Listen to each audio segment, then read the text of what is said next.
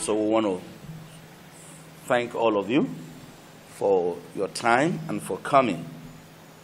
Let me begin by saying, Your Lordships,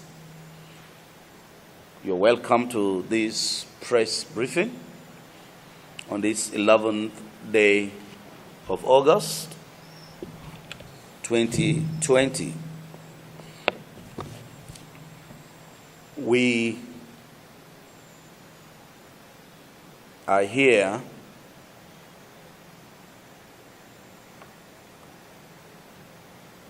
the Pentecostal Bishops' Forum of the 19 northern states of Nigeria. And we are addressing the insecurity in our nation and some probably other issues on the state of the nation. So I read my address.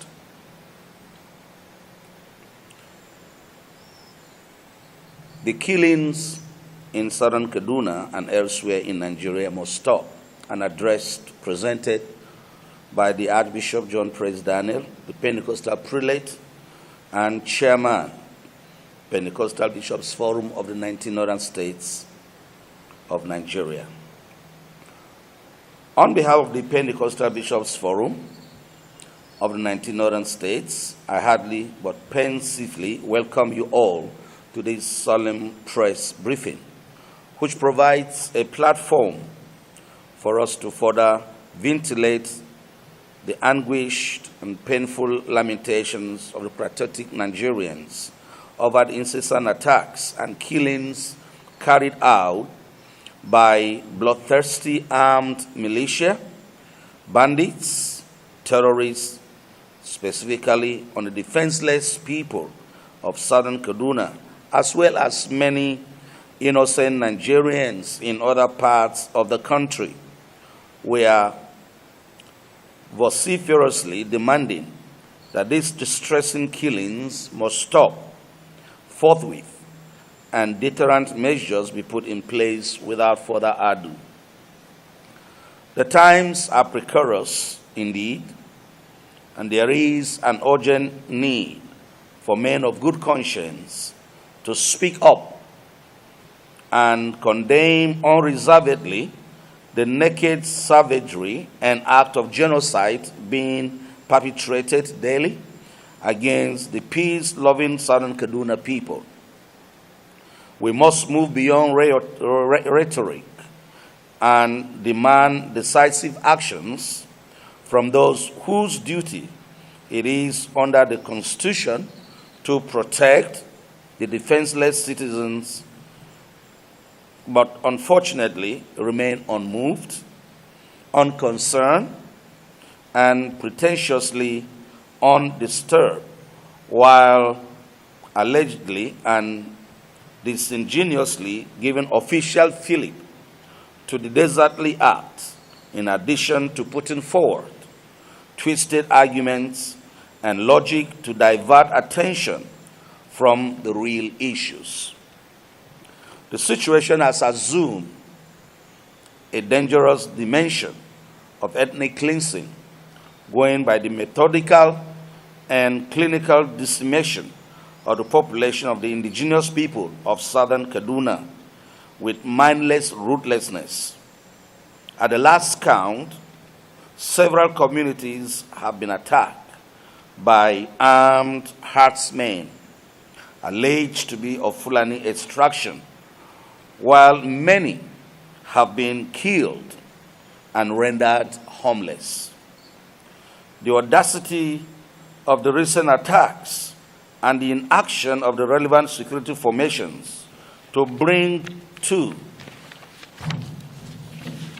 the perpetrators to justice suggest a wicked collaboration, double standard, and sabotage in certain quarters, and this gives the impression that a sinister script is being acted out to overrun the people and forcefully annex their ancestral heritage in all ramifications. This totally despicable and reprehensible. This is totally despicable and reprehensible. The inhuman satanic enterprise must be decisively crushed, and the hapless victims who are constitutionally bona fide citizens of this country must be fully liberated, compensated, rehabilitated, and protected from further acts of provocative aggression. It is opposite to state that this press conference is not to blame the government outrightly, having noted its repeated claim of working tirelessly to arrest the ugly development. Though it is lamentable that no arrest and prosecution have been recorded to date of the real perpetrators. We are using this public platform to join our voices to the patriotic cries of concerned citizens and groups nationally and internationally, especially the Christian Association of Nigeria, CAN, led by the able leadership of Reverend Dr. Samson Ayokunle, and the Southern Kaduna People's Union, SUKAPO, to strongly call on President Muhammadu Buhari and the Governor of Kaduna State and other relevant government functionaries at various levels to do more and be seen to be doing everything humanly and materially possible to bring lasting succor to the despoiled people. In addition, we wish to take this opportunity to proffer useful suggestions as follows. Number one, prompt arrest and prosecution of the perpetrators of the Desertly Act as well as their sponsors, whoever and wherever they may be. Two, fortification of security arrangements in the entire Southern Kaduna communities. Three, instituting a regime of structured compensation for losses incurred by the hapless victims who are still alive or relatives of dead victims, though no amount can replace a life lost.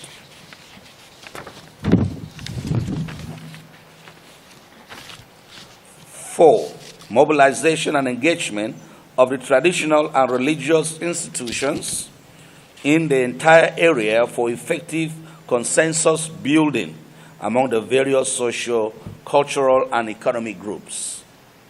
Number five, effective sanitization of the people on their responsibilities towards one another and the government, as well as the need for harmonious relationships in the communities.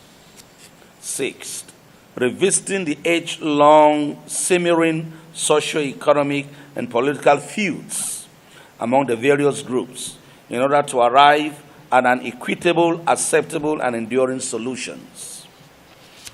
And seven, a deliberate effort by government to bring the much-needed physical and economic development closer to the communities while promoting their social welfare. The above measures are by no means exhaustive, but a determined effort to implement them with manifest commitment and sincerity of purpose should go a long way in restoring peace and tranquility to the violated landscape of Southern Kaduna.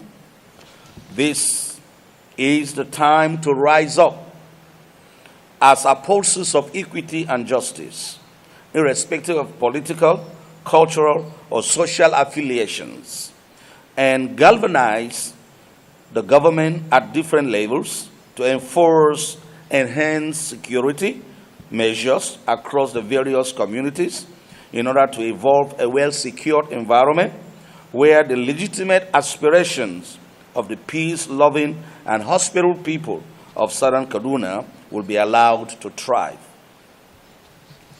This equally applies to the other troubled communities and regions of our dear country. Failure to act now may compel the people to resort to self-help and reprisal attacks, which could snowball into a conflagration of monumental proportions in terms of scope and impact. May God help our country to enjoy an enduring peace in Jesus' name. We also want to plead with the federal government to institute electoral reforms that are necessary even before the 2023 general elections. And we equally ask that the forthcoming Edo elections and Ondo State should be credible, fair, and the involvement of the materialization of our elections should be hereby stopped henceforth. And the vote of the people should be allowed to count. And violence must be avoided at all costs, and the elections to be free and fair. And lastly, we'd like to thank the federal government on their effort on the COVID-19 and the fight against the coronavirus. We as church leaders are very optimistic that this coronavirus will come and go just like any other one. But while we are praying and waiting in faith for God to answer our prayer and render the coronavirus over, we ask that we obey all the non-pharmaceutical protocols of washing our hands, wearing our face masks, and sanitizing our hands, and keeping to the social distances. And please, let's do everything to obey the government laid down rules. Some still argue that the COVID-19 is not real. But I want to say that the highest joke any man can do is to joke with the lives of people. So even if you don't believe that COVID-19 is real, look at the people that have died as a result of COVID-19. Either close friends or people from even the government of our nation who have died, or relatives that have died. So please, let's do all we can to obey the non-pharmaceutical protocol and ensure, as we pray too, that God brings to an end this coronavirus pandemic that has ravaged the whole world. Vociferously demanding that these distressing killings must stop, whether it is in Katsina or it is in Borno, in Yobe, whether it is in Jigawa State or in Benue State, whether it is in Bayelsa, or whether it is in Lagos, wherever these killings are, or in Imo State, in Cross River State, wherever they are found must be stopped. So we're not just talking about Southern Kaduna. Maybe the Southern Kaduna was more pronounced because they have been under attacks for a number of weeks now, and innocent people being killed on a daily basis. And for the courage of the AK-47, we definitely encourage government to do the needful. They know. And the surprising thing is that there has been a 24-hour curfew in the whole of Zango local government and which other local government now? 2 local governments, Zango inclusive. But while other people are still locked down, these killers still find their way to those communities. How come the security operatives are not able to stop them from going to kill innocent people? And still in the midst of the lockdown, they still find their way to go and kill these innocent citizens. So this is our concern, and this is our worry, which we believe must stop. And the government should arrest those with AK-47 or sophisticated weapons that are killing innocent citizens. And if the government does not do that, well, the helpless citizens will have no choice but to resort to self-defense. And when that is done everywhere and everybody picks up weapons for self-defense, it may throw the country into chaos. So the government is definitely needed to do what is needful and to do the right thing, to stop the carnage, and so we can have peace in our land. Looking for solution and they're looking for answers. So if they had mentioned that, it's out of the desperation of the situation. But we are still hopeful that there will be answers. We are still hopeful that the authorities will do what is needed to be done to keep Nigeria one, the task that must be done, as Gowon pronounced during the Civil War. So I think those statements are coming out of desperation. So we are asking that we have seen too many desperate moves, too many people saying things, because, you know, if you are going through the pain, you know where it hurts. So we ask that the government will do what ought to be done to ensure that peace return back to southern Kaduna and all the other different communities where they cannot sleep, in Katsina State, in Zamfara State, in Kebbi State, you know, in Borno State, and all these places, not just in the north, but even the south and the southwest, where communities have been, you know, ransacked, or communities have been killed and intimidated. So I think the government has the capacity to be able to handle every insurgency and handle every militancy and handle everything that is contrary. The government has the power, and they can do it if they are really ready to do it. That is needed to harmoniously discuss with the different various groups, both political, religious, and the traditional groups or the traditional rulers, on how some of these issues can be amicably settled and put in their proper perspective.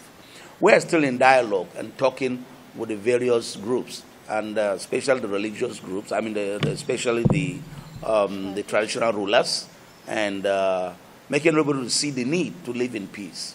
I grew up as a young child in the north to meet Fulanis in my backyard. Yes. And we all lived together, and we all had all things in common.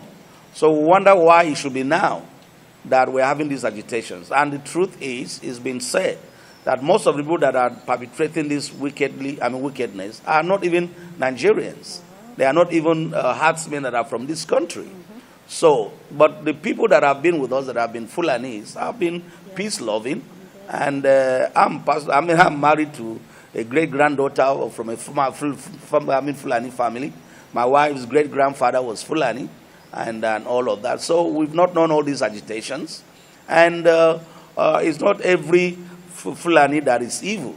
We have Christian Fulani fellowships, you know, who are Christians, though they are Fulanis.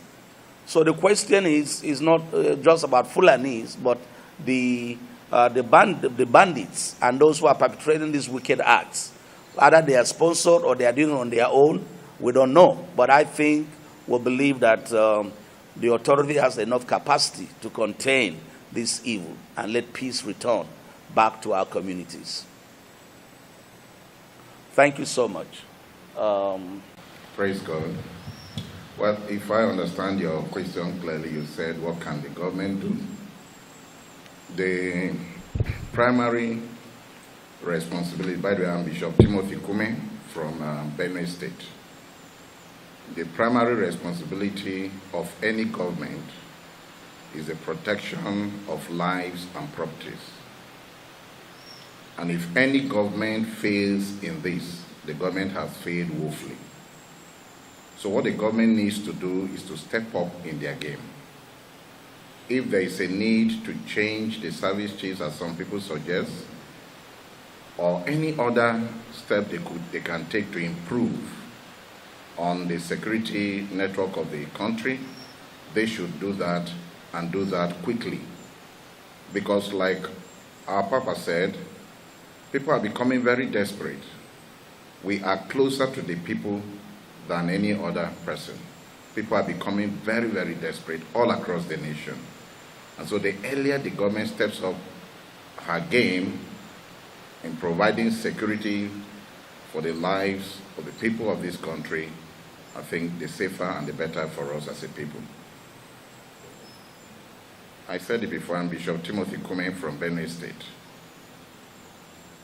I think the issue of insecurity in Nigeria has gotten to a dimension that other measures have to be put in place.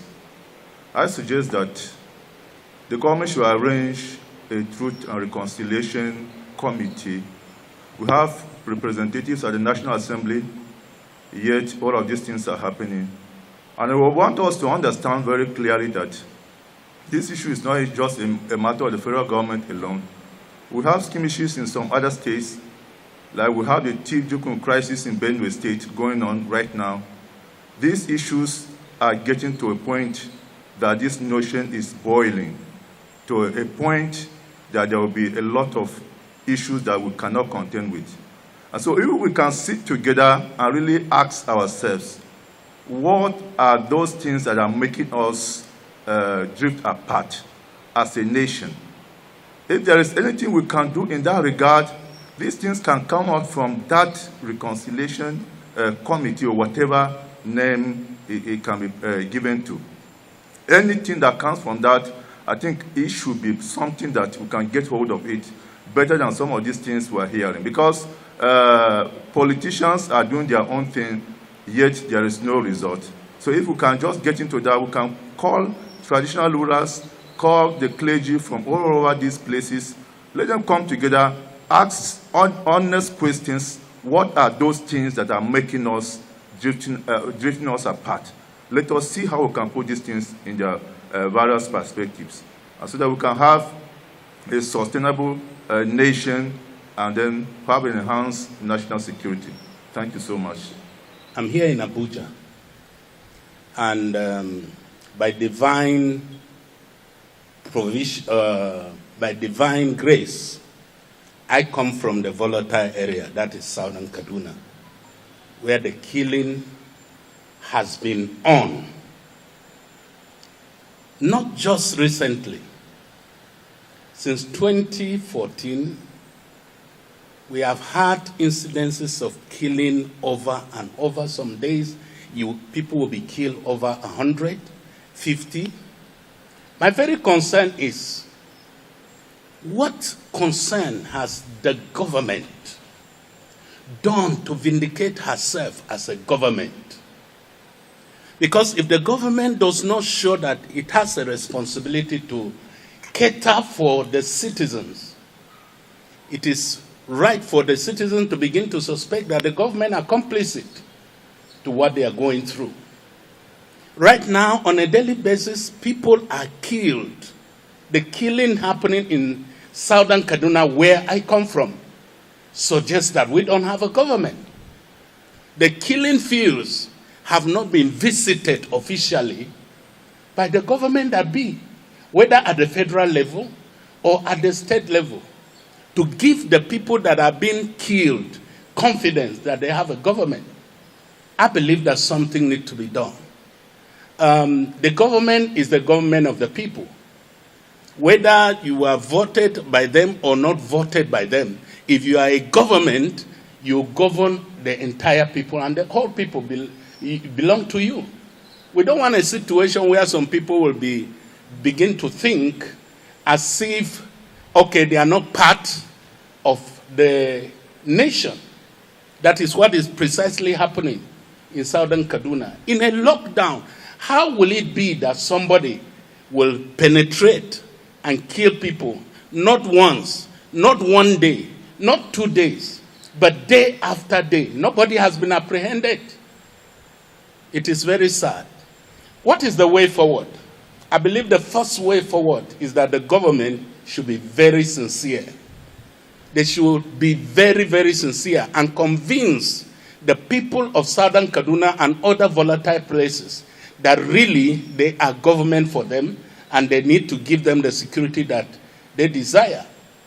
Because from the things that we see and hear, before the killing, some of the places, villages, they are visited, they are combed.